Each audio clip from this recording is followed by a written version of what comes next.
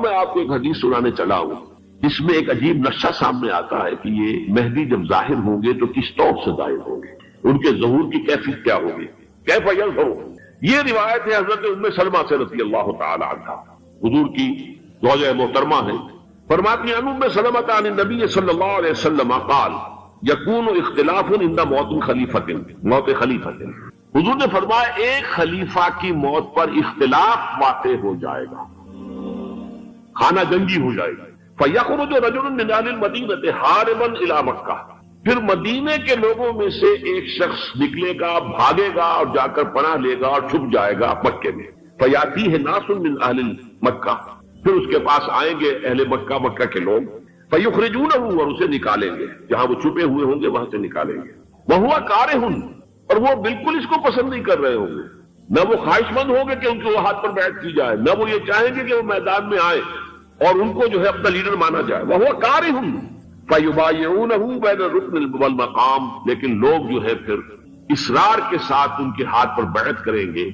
رکن اور مقام کے درمیان۔ رکن وہ کونا ہے خانہ کعبہ کا جس میں حجر اسود لگا ہوا ہے، اور مقام ابراہیم جو ہے، ان دونوں کے مابین جو یہ علاقہ ہے یہاں پر وہ بیٹھ ہوگی۔ وَيُبْعَثُ إِلَيْهِ بَعْثٌ مِّنَ الشَّامِ، ان کے خلاف ایک لشکر بھیجا جائے گا شام سے۔ نہیں کہا جا سکتا کہ باسی حکومت اس وقت کی جو ہے اس کی طرف سے کوئی مسئلہ اس طرح کا اٹھ کھڑا ہو، اس لیے کہ ابھی تو بہرحال باسی حکومت وہاں ہے۔ فَيُخْسَفُ بِهِمْ بِالْبَيْضَاءِ بَيْنَ مَكَّةَ وَالْمَدِينَةِ، لیکن اللہ تعالیٰ اس لشکر کو مکے اور مدینے کے درمیان وادی بیضاء میں دھسا دے گا زمین کے اندر، پورے کے پورے لشکر کو۔ فَإِذَا رَأَى النَّاسُ ذَلِكَ، جب لوگ یہ دیکھیں گے اتنی بڑی نشانی ظاہر ہو گئی، أَتَاهُ أَبْدَالُ الشَّامِ وَعَصَائِبٌ من العراق فَيُبَايِعُونَهُ، اب شام سے سارے کے سارے جو اولیاء اللہ ہیں وہ بھی آئیں گے، اور عراق سے جوک در جوک لوگ آئیں گے اور ان سے بیعت کریں گے۔ وَيَعْمَلُ فِي النَّاسِ بِسُنَّةِ نَبِيِّهِ، پھر وہ عمل کریں گے لوگوں کے مابین، حکومت کریں گے اپنے نبی کی سنت کے مطابق۔ وَيُلْقِي الْإِسْلَامُ بِجَنَانِهِ، اور اسلام اپنی گردن زمین پر ٹکا دے گا۔ وَالْأَرْضَ فِي الْأَرْضِ، زمین میں۔ فَيَلْبَسُ 7 سنین، پھر وہ 70 برس تک حکمران رہیں گے، 7 برس تک حکمران رہیں گے۔ ثم یتوفا، پھر ان کا انتقال ہوگا۔ ویصلی علیہ المسلمون، اور مسلمان ان پر نماز پڑھیں گے۔ یہ جو میں نے آپ کے سامنے نقشہ کھینچا ہے، اس سے اب میں ایک نتیجہ نکالتا ہوں، اسے بھی میرا گمان کہیے، اختلاف بھی کر سکتے ہیں آپ، اگر اس کو وزنی سمجھے تو قبول بھی کر سکتے ہیں۔ وہ یہ ہے کہ میرے نزدیک شاہ فہد کے انتقال پر لا محالہ یہ صورتحال پیدا ہو جائے گا۔ ولی عہد وہاں ہے عبداللہ بن عبدالعزیز، امریکہ کو وہ پسند نہیں کرتے اور امریکہ انہیں پسند نہیں کرتا، یہ بالکل تش تش باندھ ہے۔ امریکہ نے لازماً جس طریقے سے اپنے پنجے گاڑے ہیں سعودی عرب کے اندر، اپنا فوجی اڈا بنایا ہے، وہ آسانی کے ساتھ وہاں سے اپنے پنجے ہٹانے کے لیے تیار نہیں۔ ایک حدیث میں آتا ہے قرن الشیطان، نجد سے شیطان کا سینگ برآمد ہوگا، وہ شیطان کا سینگ ہے، جو میزائل وہاں پر لگے ہوئے ہوں گے اس وقت، در حقیقت وہ سارے کے سارے جو ہیں وہ شیطان کے سینگ ہیں۔ بہرحال کوشش وہ کرے گا کہ جیسے کہ اس نے جارڈن میں کیا، کتنے عرصے سے وہاں شاہ حسین کا چھوٹا بھائی حسن جو ہے وہ ولی عہد تھا، عین وقت کے اوپر آ کر، اور پتہ نہیں کیسی کیسی دوائیاں دے کر اسے لے کر آئے ہیں شاہ حسین کو، مرتے ہوئے کو تھوڑی دیر زندہ رکھنے کے لیے، اور وہ تبدیلی کروا کر جو ہے واپس لے گئے۔ یہ معاملہ ہوا ہے، تبدیلی کروا دی، وہاں تو ہو گئی آرام سے، کوئی بات نہیں۔ بحرین میں بھی غالباً ایسا ہی معاملہ ہوا ہے، واللہ عالم، مجھے یاد پڑتا ہے کہ وہ چاہتے ہیں کہ ہمارا پسند کا آدمی آئے۔ اگر سعودی عرب میں یہ کام کیا گیا تو اس کا لازمی نتیجہ ثابت ہوا، اس لیے کہ وہاں کی روایت کی بڑی سخت ہے، بڑی پختہ ہے۔ پھر یہ کہ وہاں جو ہے امیر عبداللہ جو ہے، جو وہاں پر اگرچہ سپہ سالار وہ نہیں ہے، کمانڈر ان چیف وہ نہیں ہے، کمانڈر ان چیف تو کوئی اور ہے، لیکن الحرس الوطنی جو ہے، نیشنل گارڈ، بہت بڑی فورس ہے وہ، اصل بیڈوین فورس جو ہے صحرا کے لوگوں کی، عرب فورس، وہ در حقیقت الحرس الوطنی ہے، نیشنل گارڈ ہے، اور اس کا کمانڈر ان چیف یہ ہے امیر عبداللہ۔ تو لازماً یہ شکل جو ہے پوری ہو کر رہے گی۔ جیسے ہی یہ معاملہ ہوا شاہ فہد کے انتقال کا، تو یہ اختلاف ہوگا، خانہ جنگی ہوگی، پھر کوئی اللہ کا بندہ جو ہوگا، میرے نزدیک، میں آج سے کوئی 6-7 سال پہلے سالانہ اجتماع تھا تنظیم اسلامی کا راولپنڈی میں، میں نے اس وقت وہاں کہا تھا، اسے ذرا اخبارات میں بھی کچھ وہ کنٹروورسی آئی تھی کہ میرے نزدیک امام مہدی پیدا ہو چکے ہیں، ان کے ظہور کا وقت قریب ہے، اور اس کی تھوڑی سی بات میں مجھے معلوم ہوا کہ جین ڈکسن غالباً نام ہے امریکن اس کا، جس نے یہ پیشن کوئی خبر دی تھی کہ 1962 میں عالم عرب میں ایک بچہ پیدا ہوا ہے کہ جو وہاں کا نقشہ بدل کر رکھ دے گا۔ یہ جین ڈکسن کی غالباً پیشن گوئی ہے۔ بہرحال مجھے اس کی پیشن گوئی سے کوئی دلچسپی نہیں ہے، میں تو جو احوال دیکھ رہا ہوں، یعنی اسرائیل کا قائم ہو جانا اور اس کے بعد اب یروشلم کا مسلمانوں کے ہاتھوں سے نکل جانا، اور اب گویا کہ وہ الملحمۃ العظمیٰ جو ہے تلی کھڑی ہے، کسی بھی وقت جو ہے یہ جو ہے وہ لاوا پھٹ سکتا ہے، آتش فشاں پھٹ سکتا ہے۔ تو یہ تمام حالات ایسے ہیں کہ جن کی وجہ سے میں سمجھتا ہوں کہ ایک تو جو قرآن مجید کے اشارات میں نے آپ کو بتائے، 14 صدیاں 14 دن میں چاند کا پورا ہونا، والقمر اذا اتسق، 14 دن میں 14ویں کا چاند۔ اسی طرح اب یہ 14 صدیوں کے بعد یہ صدی جو 15ویں صدی ہے، یہ در حقیقت ظہور امام مہدی کی صدی ہے۔ لیکن یہ کہ امام مہدی کی حکومت قائم کرنے کے لیے کون لوگ آئیں گے؟ عرب جو ہے وہ اندر سے کھوکھلے ہو چکے، عیاشی میں، دولت میں، پیسے میں، دولت، پیسہ، عیاشی، اس کی وجہ سے کھوکھلے ہو چکے۔ یہاں میں آپ کو 2 حدیثیں سنانا چاہتا ہوں۔ سنن ابن ماجہ کی روایت ہے حضرت ابو ہریرہ سے رضی اللہ تعالی عنہ، قال قال رسول اللہ صلی اللہ علیہ وسلم اذا وقعت الملاحم بعث اللہ بعثا من الموالی هم اکرم العرب فرسا واجودہ سلاحا یوید اللہ بہم الدین، رواہ ابن ماجہ عن ابی ہریرہ رضی اللہ تعالی عنہ۔ جب ملاحم کا دور شروع ہوگا تو اللہ تعالیٰ اٹھائے گا ایک لشکر یا لشکروں پر لشکر موالی میں سے۔ موالی کون ہے؟ عربوں نے جب فتح کیا تھا اس پورے علاقے کو خلافت راشدہ کے دوران، اور پھر وہ لوگ جو ہے ایک رائے تو یہ تھی کہ غلام بنایا جائے ساری آبادیوں کو، لیکن یہ کہ حضرت عمر کا اجتہاد تھا، اس کے مطابق جو غلام نہیں بنایا گیا تو وہ موالی کی حیثیت رکھتے ہیں۔ عربوں میں دم نہیں ہے، موالی میں سے لشکر اٹھیں گے کہ جو در حقیقت حضرت مہدی کی حکومت کو قائم کریں گے۔ دوسری حدیث سنیے، عن عبداللہ بن الحارث رضی اللہ تعالی عنہ، اور یہ ابن ماجہ کی روایت ہے، قال قال رسول اللہ صلی اللہ علیہ وسلم یخرج ناس من المشرق فیوقعون للمہدی یعنی سلطانی، لشکر نکلیں گے، لوگ آئیں گے مشرق سے اور وہ حضرت مہدی کی حکومت کو جمائیں گے اور قائم کریں گے۔ اب ذرا نوٹ کیجئے کہ جزیرہ نماء عرب کے مشرق میں کون سے ملک ہیں؟ 3، ایران، افغانستان، پاکستان، یہ 3 سالڈ مسلم ممالک، مسلم آبادی اکثریت۔ ویسے تو یہ کہ آگے ہندوستان میں 20 کروڑ۔ چوتھی زندگی شروع ہو گئی، عالم برزخ۔ وہ زندگی ہے، موت نہیں ہے، اس کو تو سب مانتے ہیں۔ عذاب قبر ہم مانتے ہیں، قرآن سے ثابت ہے۔ بعض لوگ یہ سمجھتے ہیں کہ شاید قرآن میں ذکر نہیں ہے، غلط بات ہے، لیکن میرے پاس زیادہ وقت نہیں ہے۔ برزخ کے اندر زندگی کی ایک کیفیت ہے، اس کے اندر جیسے کہ ہمارے ہاں بڑی ویسے چھڑ گئی ہیں۔ حضور کی زندگی کیسی ہے؟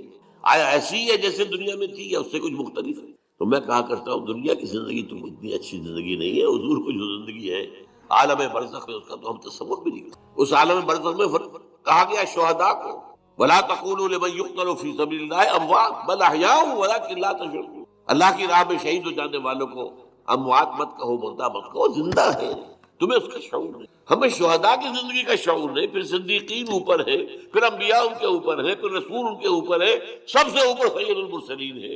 کیا زندگی ہوگی، ہم کیا تصور کر سکتے؟ مَا لَا عَيْنٌ رَأَتْ وَلَا أُذُنٌ سَمِعَتْ وَمَا خَطَرَ عَلَىٰ قَلْبِ۔ بہرحال پھر یہ چوتھی زندگی آ گئی، پھر آئے گا، پھر سور پھونکا جائے گا، اور پھر فَإِذَا هُمْ قِيَامٌ يَنظُرُونَ، تو سب زندہ ہو کر دوبارہ کھڑے ہو جائیں گے۔ وہ یوم القیامہ ہوگا کھڑے ہونے کا، اور اس سے ہمارا 5واں دور شروع ہو جائے گا، حیات اخروی۔ اچھا، حیات اخروی کے بارے میں ہمارا کیا ایمان ہے؟ کیا وہ کبھی ختم ہونے والی ہے؟ وہ تو ابدی ہے۔ فَإِنَّهَا لَجَنَّةٌ أَبَدًا وَلَنَارٌ أَبَدًا، یہ پوری زندگی ہے۔ تو زندگی کتنی بڑی ہو گئی۔ تو اسے پیمانہ امروز و فردا سے نہ ناپ، جا بنا فہم دواں ہر دم جواں ہے۔ البتہ ایک کام کیا کیا ہے اللہ نے، یہ جو 2 موتوں کے درمیان زندگی آئی ہے، پہلی موت جو کہ ہم عالم ارواح سے، اس کے بعد سلا دیے گئے، موت آ گئی نا، پھر اللہ نے زندہ کیا، پھر جو ہمیں موت آنے والی ہے میری اور آپ کی، ان 2 موتوں کے درمیان ایک زندگی کا حصہ کٹ گیا۔ اس میں یہ لمبا پروسیس، وہاں سے وہاں تک، مبدا و معاد، انا للہ و انا الیہ راجعون، اس میں یہ چھوٹا سا ہماری زندگی میں سے حصہ کاٹ کر اسے ایک امتحانی وقفہ بنایا۔ خلق الموت والحیات لیبلوکم ایکم احسن عملا، اس نے زندگی اور موت ہے تخلیق کی ہے تاکہ تمہیں آزمائے کہ کون ہے تم میں سے اچھے عمل کرنے والا۔ یہ امتحانی، اس کو اقبال نے خوب کہا ہے، ملزم ہستی سے تو ابراہ مانند حباب، اس زیاں خانے میں تیرا امتحان ہے زندگی، اب امتحان 3 گھنٹے کا بھی ہوتا ہے تو وہ 30 سال کا بھی ہو سکتا ہے. یہ تو ایک کوانٹیٹیو ایلیمنٹ ہوا. امتحان ہے. Testing is testing. یہ حیات دنیاوی امتحان ہے. ملزم ہستی سے تو ابرا ہے مانند حباب، اس زیاں خانے میں تیرا امتحان ہے زندگی. اس کے بعد جب ہمیں دوبارہ اٹھا دیا جائے گا، حساب کتاب ہوگا، اعمال کا جزا و سزا کے فیصلے ہوں گے، اور پھر یہ جنت اور یہ دوزخ. وَإِنَّهَا لَجَنَّةُ الْأَبَدَىٰ أَوْ لَنَارُ. یہ حیات ایک ایمان باللہ اور ایمان بالآخرہ. ایمان بالآخرت کے ضمن میں پورے حیات انسانی کا ایک تصور جو ہے سامنے لانا ضرور. اب آئیے، میں نے کہا تھا تخلیق کے بارے میں کچھ باتیں آپ کو بتاؤں گا. یہ جدید سائنس کے حوالے سے بھی بہت اہم چیزیں ہیں، اور یہ قرآن کے حکمت اور فلسفے کے لیے. بدقسمتی ہماری یہ ہے کہ ہمارے جو فلسفی مسلمان ہوئے، ابن سینا ہو، فارابی ہو، جو متکلمین ہوئے جنہوں نے عقل سے کام لے کر قرآن کی تفسیریں کی ہیں، امام راغب میں بہت بڑے مقام پر ہیں، اور ہیں بہت ہیں. کچھ صوفی مزاج صوفی ہے، فلسفی ہے. ان سب نے اپنی زیادہ تر گفتگو کا دار و مدار یونانی حکماء اور فلاسفہ کی بات پر. سقراط اس کا شاگرد، افلاطون اس کا شاگرد، ارسطو. ہمارے متکلمین، ہمارے فلاسفہ سب ارسطو کے شاگرد. ہمارے صوفیہ اکثر و بیشتر افلاطون اور پروٹائنس، فلاطینوس ان کے شاگرد. لہذا مولانا روم نے بڑا شکوے کے انداز میں کہا تھا، چند خانی حکمت یونانیہ. تم کب تک یونانیوں کی حکمت پڑھتے رہو گے، یونانیوں کا فلسفہ پڑھتے رہو گے، یونانیوں کی میٹا فزکس، یونانیوں کی منطق. چند خانی حکمت یونانیہ، حکمت قرآنیہ راہم میں خاں. کبھی ذرا قرآن مجید میں جو حکمت دی گئی ہے، جو فلسفہ دیا گیا ہے، جو حقائق بیان کیے گئے، کبھی ان پر توجہ. اللہ تعالیٰ توفیق. میری دلی آرزو ہوگی کہ آپ میں سے جو ذہین لوگ ہیں، ظاہر بات ہے کہ یہ میدان ہر شخص کا نہیں. حضور صلی اللہ علیہ وسلم کا جو افرادی انفرادی سطح پر انقلاب برپا کرنے کا پروسیس ہے، 4 الفاظ ہیں، اس میں ٹاپ پر آتا ہے حکمت. یتلو علیہم آیاتہ ویزکیہم ویعلمہم الکتاب والحکمہ. حکمت یہ تعلیم محمدی صلی اللہ علیہ وسلم، تربیت نبوی صلی اللہ علیہ وسلم، اس کی سب سے اونچی منزل ہے تعلیم. ظاہر بات ہے کہ ہر شخص اس کا اہل نہیں ہوگا. یہ اللہ تعالیٰ نے ظاہر بات ہے سب کو ایک جیسا نہیں بنایا ہے. جسمانی قوتوں کے اعتبار سے بھی فرق و تفاوت ہے، ذہنی صلاحیتوں کے اعتبار سے بھی فرق و تفاوت ہے. جن لوگوں کے اندر یہ فلسفہ اور حکمت کا ذوق ہو وہ اس معاملے میں آئیں، سوچیں، پڑھیں. میری یہ چند باتیں ہو سکتا ہے کہ ان کے لیے چشم کشا ثابت. وہ کتاب اس وقت میری جو ہے ایجاد و ابداع عالم، وہ آؤٹ آف پرنٹ ہے، موجود، انشاءاللہ جلدی ہی پرنٹ کروا لیں گے دوبارہ. دیکھیے تخلیق کا مرحلہ اول عالم امر ہے. اللہ کا ایک حکم کن، انما امرہ اذا اراد شیئا ان یقول کن فیکون. اس کن سے ایک نور پیدا ہوا ہے، ویری سٹل، لطیف، حرارت کوئی نہیں، خود یہ نور اللہ. یہ پہلی شے ہے جو حکم ایک کن، یہ عالم امر ہے. اس نور سے پیدا کیے گئی تمام ارواح انسانیہ، تمام ملائکہ. ملائکہ کے بارے میں حدیث موجود ہے، قرآن مجید میں ذکر نہیں ہے، حدیث میں ہے. حضرت عائشہ رضی اللہ تعالی عنہا سے مسلم شریف کی روایت ہے کہ ان اللہ خلق الملائکہ. یہ عالم امر ہے پہلے جو پیدا کیا، ایک نور، بسیط نور، لطیف نور. اس نور سے ارواح انسانیہ، انہی میں ایک روح محمدی بھی تھی، جس کو نور محمدی بھی کہا جاتا ہے. یہ لفظ جو ہمارے یہاں کہا جاتا ہے نور محمدی، اس لیے کہ روح نورانی ہے، ملائکہ نورانی ہے. اللہ نے فرشتوں کو نور سے پیدا کیا. اچھا، اب اس تخلیق کا دوسرا مرحلہ، یہ پہلی تخلیق جو میٹا فزیکل ورلڈ کی ہے، دوسری تخلیق ہے فزیکل ورلڈ. ایک اور امر کن، اور اس سے ایک بگ بینگ، جہاں سے سائنس شروع. اس لیے کہ وہ جو پہلا معاملہ ہے وہ سائنس کے دائرے سے باہر کا ہے. ارواح ہو، ملائکہ ہو، اس سائنس کے دائرے سے باہر. وہ عالم امر ہے. یہ عالم خلق شروع ہوا ہے اب. اور عالم خلق اور عالم امر میں ایک بڑا بنیادی فرق جان لیجئے. عالم امر میں اللہ کے کسی حکم کے تعمیل میں کوئی لمبا صرف نہیں ہوتا. کن فیکون، کن فیکون، نو ٹائم ایلیمنٹ. یہی وجہ ہے فرشتے کو عرش سے زمین تک آنے میں کوئی وقت نہیں لگتا، روح کو بھی کوئی وقت نہیں. یہ بیانڈ دس فزیکل ورلڈ ہے. تو میٹا فزیکل ورلڈ کا ستار نہیں، یہ عالم امر سے. امر میں وقت نہیں لگے گا قطعاً، خلق میں وقت لگے گا لازماً. آم کی گٹھلی ہے، آم کا پودا بننے میں 5-6 سال لگ جائیں گے. رحم مادر میں حمل ٹھہر گیا ہے، بچے کے پورے بننے میں 9 مہینے لگیں گے، ٹائم لگے گا. اٹس خلق. قرآن کہتا ہے ہم نے آسمان زمین 6 دن میں پیدا کیے، ٹائم لگا کہ نہیں لگا. تو یہ امر ہے وہ پہلا، جس میں کہ کیا ہے 3 چیز. اللہ کا نور جو بہت لطیف، وہ خزانہ ہے، اسی سے بنی ارواح انسان کی، اس سے بنے فرشتے. اور چوتھی چیز نوٹ کیجئے، وحی بھی عالم امر سے متعلق، اس لیے کہ وہ ایک کمیونیکیشن ہے بٹوین روح انسانی یا روح نبوی اور الروح القدس۔ جبرائیل کون ہے؟ فرشتہ۔ روح محمدی یہ بھی نوری وہ بھی نوری، یہ ان دونوں کا کمیونیکیشن، لہذا اس کا تعلق بھی عالم خلق سے نہیں ہے، عالم امر۔ بہت پیارا شعر کہیں کہا ہے، کس کیفیت میں کہا ہے میں نہیں سمجھ سکتا۔ نغمہ وہی ہے نغمہ کی جس کو روح سنے، اور روح محمدی نے سنا ہے، اس کان سے نہیں سنا انہوں نے، نوٹ کر دیجئے، کبھی پڑھیے حقیقت میں وہی نامی کتاب مولانا سعید احمد اکبر آبادی کی، وہی کی حقیقت کیا، وہی براہ راست قلب پر جاتی، اس کان کے واسطے سے نہیں جاتی۔ یہ کان عالم خلق کا ہے، قلب عالم امر کی ہے، روح کا مسکن ہے، وہاں روح ہے، روح محمدی۔ فَإِنَّهُ نَزَّلَهُ عَلَىٰ قَلْبِكَ، اس کو اے نبی اتارا ہے آپ